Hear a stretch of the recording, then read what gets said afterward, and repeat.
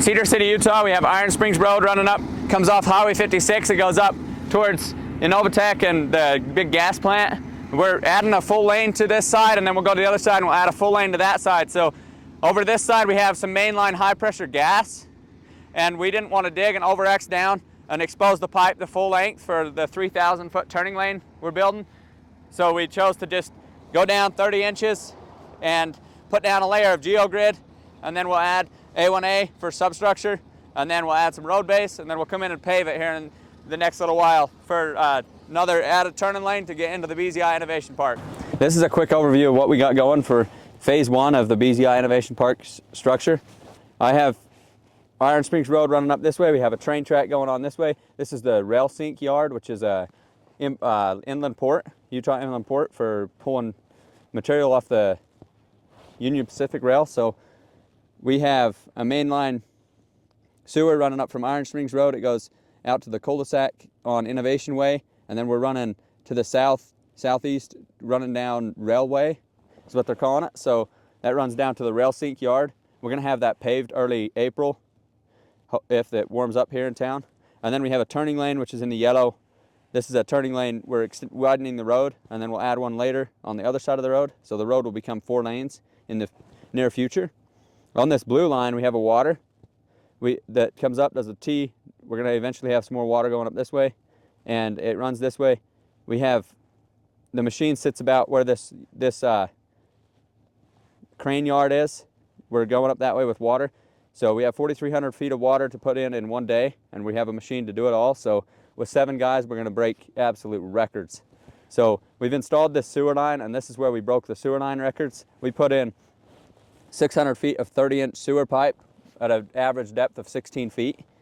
And we did that with 6 guys in 10 hours. So insane numbers, insane numbers. We're gonna have a lift station, pumps this sewer to a pressurized sewer pipe, and then runs to the east over to the gravity-fed sewer down to the sewer pond.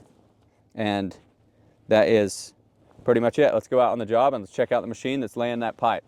Okay, we're looking at the first part of the water line. We're laying some C900 water line pipe today. We're doing 4,300 feet just today, so we have about 7 guys on that team. This is the digging operation, and then I'll show you the main pipe laying machine, and then I'll show you the backfill process and all the inline valves process. So this is the head of the start, and he's about 4,300 feet farther ahead than he was from where we started a week ago digging. So we're a week digging, and we're gonna lay all the pipe in one day. Here, the first step of the process is we put a bundle of pipe on, and then we cut the banding, it falls onto the rack, and then we separate it, grab this pipe clamp, this speed pipe clamp that was custom made. You'll watch him hook it on right there. And then we'll swing this pipe around 180 degrees. Then they'll set it up onto here. He sets it down, he does some lube on it. It makes it stab easier. It's not always required, but it makes it better.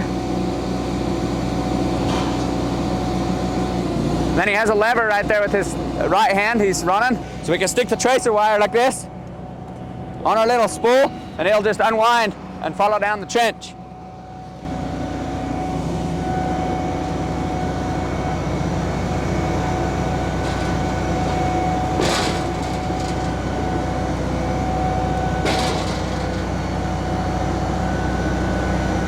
There he's putting the lube on. He's gonna drop it down. Let that settle.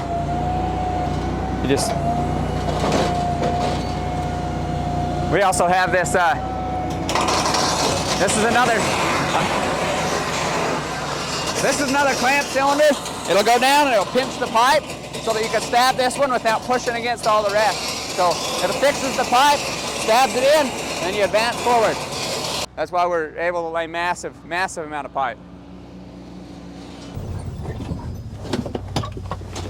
Alrighty, let's go look at the valves. We're gonna see where we put in the hydrant valves for the T. So this is about 25% on the drawing I showed you, and this is the big arc curve that takes up towards where the machine is sitting right now. And this is where they're putting in the valve. So how we do it is we dig we dig the trench and then we dig down a little bit and we go past where the T goes, and then we'll go back up to elevation, and then we'll come back later and we'll cut the pipe out, and then we'll put in a flange mount T and tighten the bolts, and then we'll do a thrust block underneath it and around it. Right there, while there's a gap between the valve and the ground, you'll block it up a little, then you'll pour a thrust block in, and then you'll backfill, and I'll show you the backfill process back there. All right, then we're gonna come back here to where we started this morning and where the backfill operation's going right now. So we have the Cat 335 that's conditioning the dirt and putting it back on the pipe, and the only thing that goes behind this excavator is the thrust blocks and final backfill around valves and hydrants after the laterals are put in.